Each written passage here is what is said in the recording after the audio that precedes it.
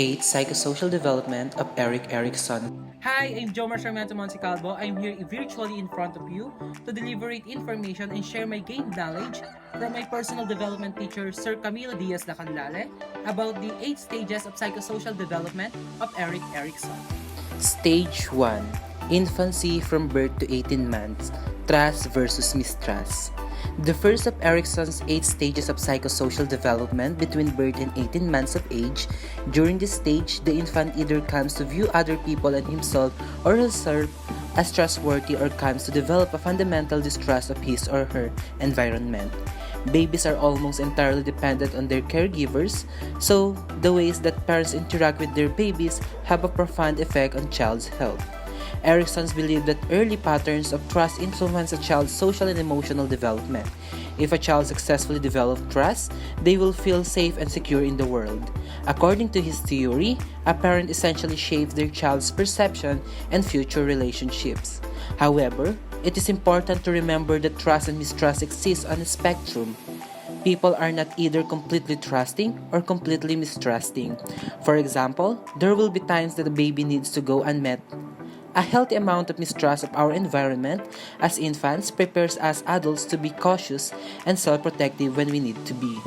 The key is that an infant's trustworthy relationships, our interactions outweigh for the most part their untrustworthy ones. According to Erickson'S, this will give them a better sense of how to trust themselves and the world around them.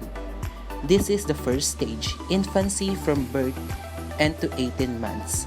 Trust versus mistrust. Stage 2, early childhood, 18 months to 3 years old. Autonomy versus shame and doubt. Is the second stage of Erickson's stage of psychosocial development.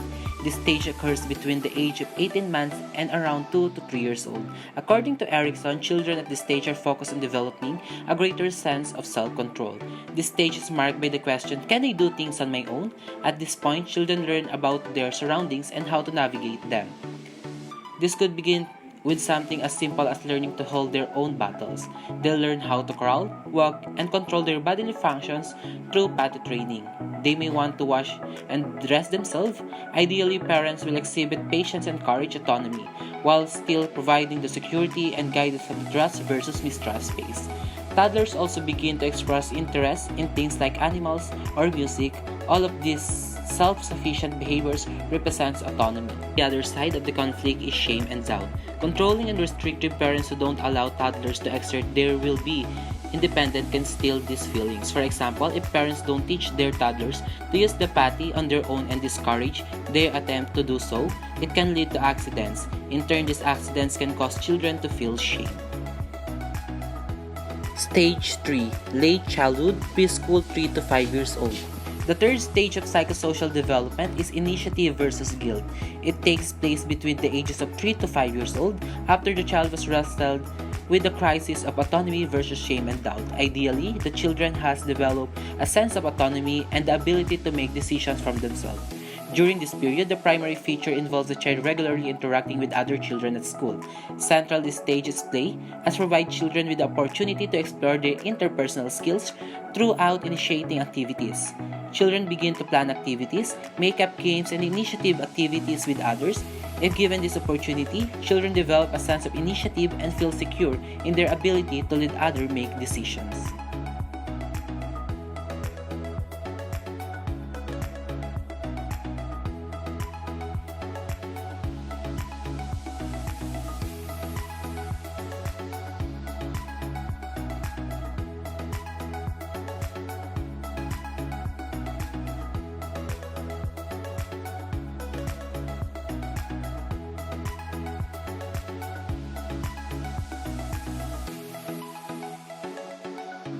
Stage 4 is school age, 6 to 12 years old, industry versus inferiority. Industry versus inferiority is the fourth stage in Erickson's theory of psychosocial development, which occurs between the ages of 6 and 12 years old. At this stage, children develop their sense of self-worth, competence, and skills essential of their future success. Teachers begin to take an important role in this child's life as they teach the child specific skills. At this stage, children are focused on mastering new skills and completing tasks. They seek to gain a sense of competence and accomplishment in their activities, such as sports, academics, and hobbies. They begin to compare their abilities to others to strive for success in their endeavors. Children who are encouraged and supported in their efforts develop a sense of industry, while those who experience little success or support may develop a sense of inferiority.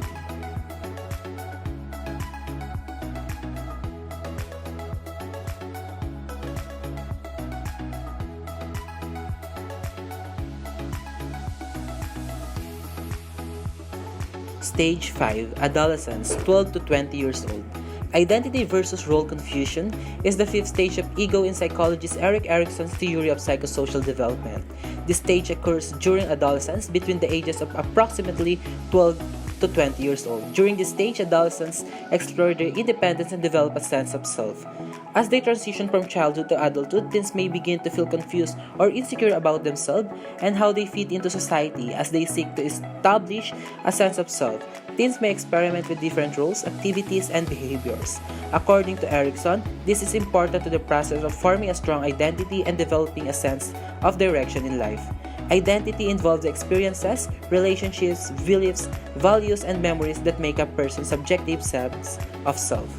This helps create continuous self-image that remains fairly constant even as new aspects of self are developed or strengthened over time. Identity provides self-sameness, a sense of continuity within the self and in interaction with others. Uniqueness, a frame to differentiate between self and interaction with others.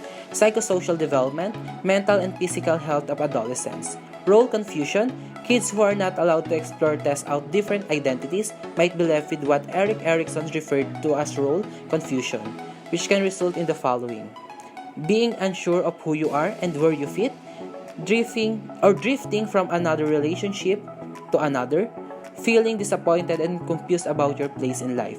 During the identity versus role confusion stage, the conflict is centered on developing in a personal identity. Successfully completing this stage leads to a strong sense of self that will remain throughout the life. Other young adults do not navigate this stage as successfully, and they left feeling isolated and alone.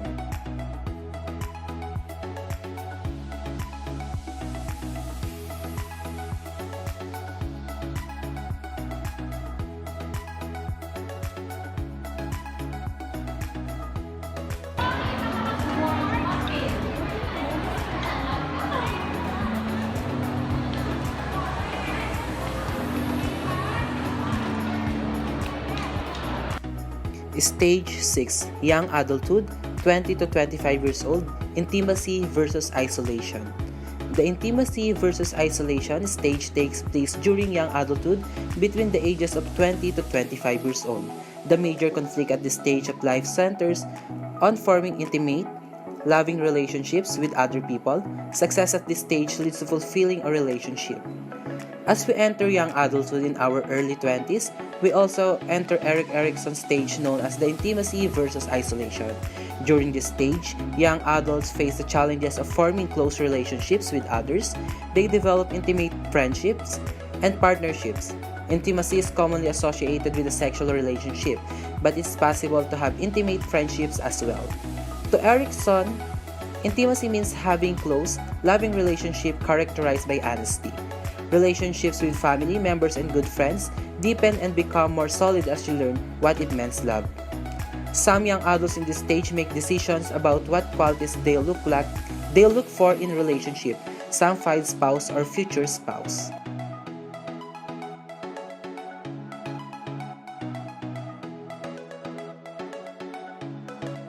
Stage 7.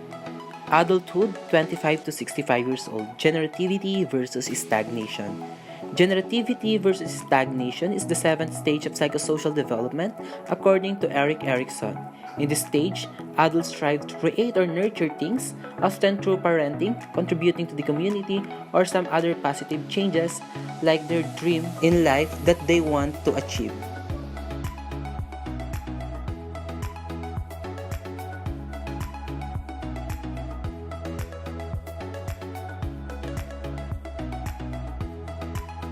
Stage 8. Integrity versus despair. According to Erick Erickson, this is the last stage of psychosocial development. The integrity versus despair stage begins as the aging adult begins to tackle the problem of his or her immorality or mortality. The one set of these stages often triggered by life events such as retirement, the loss of a spouse, the loss of friends and acquaintances, facing a terminal illness, and other changes to major roles in life that may lead to your death. That's the end of my sharing knowledge. I hope you learned something, and thank you for watching.